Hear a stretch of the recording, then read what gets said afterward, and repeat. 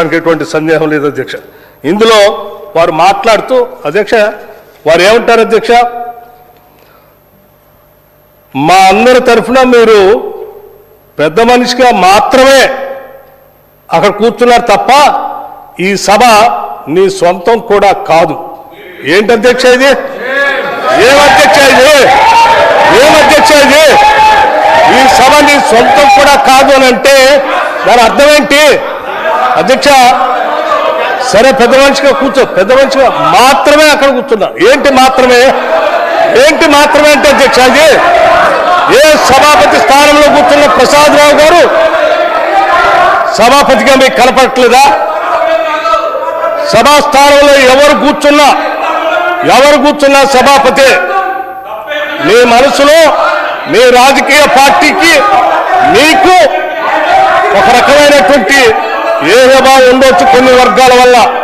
అంత మాత్రాన మీ భావాల్ని మీ పార్టీ ఆలోచనల్ని మీ సభ్యుడి ద్వారా ఈరోజు సభాపతి స్థానంలో కూర్చున్న సభ్యుడి పైన ఆ రకంగా చులకనగా మాట్లాడటం ఇది ప్రజాస్వామ్యానికి ఈ సమాజానికి అవమానకరం అధ్యక్ష.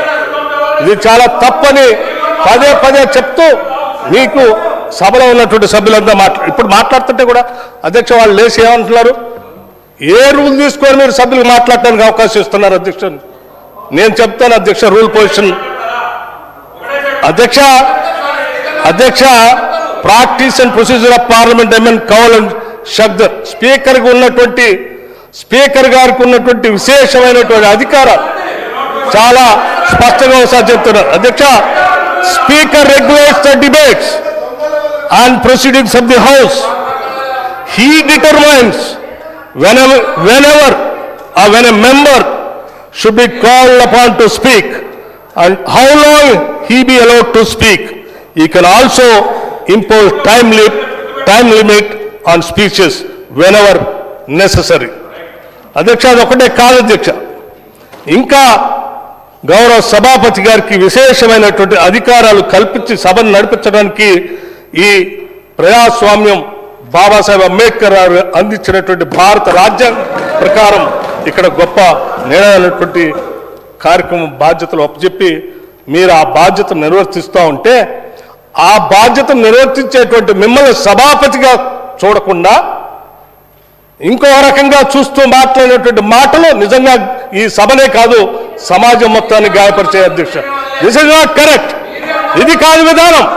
మీ సభ్యుడు మాట్లాడింది మీ పార్టీ ఆలోచనది, మీ నాయకుడు కేసీఆర్ గారు ఆలోచన ఇదేనా? మీకు మొన్న లెజిస్లేటివ్ పార్టీ సమావేశం పెట్టి వారు మీ అందరికీ ఉద్బోధన చేసి పంపించింది ఇటువంటి మాటలు మాట్లాడటానికైనా సభలో?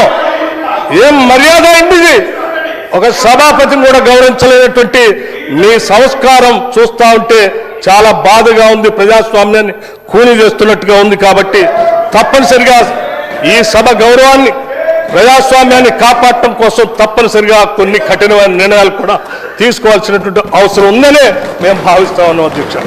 ఇప్పటివరకు సభ్యులు మాట్లాడినటువంటి అంశాలు, అనేక మంది మంత్రులు మీ దృష్టికి తీసుకొచ్చినటువంటి అంశాలు మీరు పదే పదే వారిని వారించి సభను ఆర్డర్లో పెట్టి సభ్యుడు గౌరవంగా మాట్లాడటం కోసం మీరు చేసిన ప్రయత్నాన్ని కూడా వారు క్వశ్చన్ చేస్తూ మాట్లాడినటువంటి విధానాన్ని తీవ్రంగా మేమందరం దీన్ని ముక్త కంఠంతో ఖండిస్తూ సభా ఉందాన్ని సభా గౌరవాన్ని ఈ ప్రజాస్వామ్యాన్ని కాపాడటం కోసం డెఫినెట్గా ఆ సభ్యుడు మూడ్ ఆఫ్ ది హౌస్ ప్రకారం ఆ సభ్యుడిని సరే మా సభ్యులు చాలామంది పూర్తిగా ఈ సభ నుంచి ఎక్స్పెల్ చేయమని చెప్పినారు. కానీ మాకు ప్రజాస్వామ్యం మీద గౌరవం ఉంది, సభా వ్యవహారాల పైన గౌరవం ఉంది.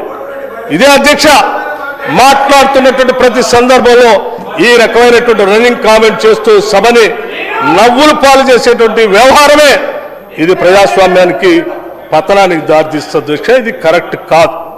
మీరు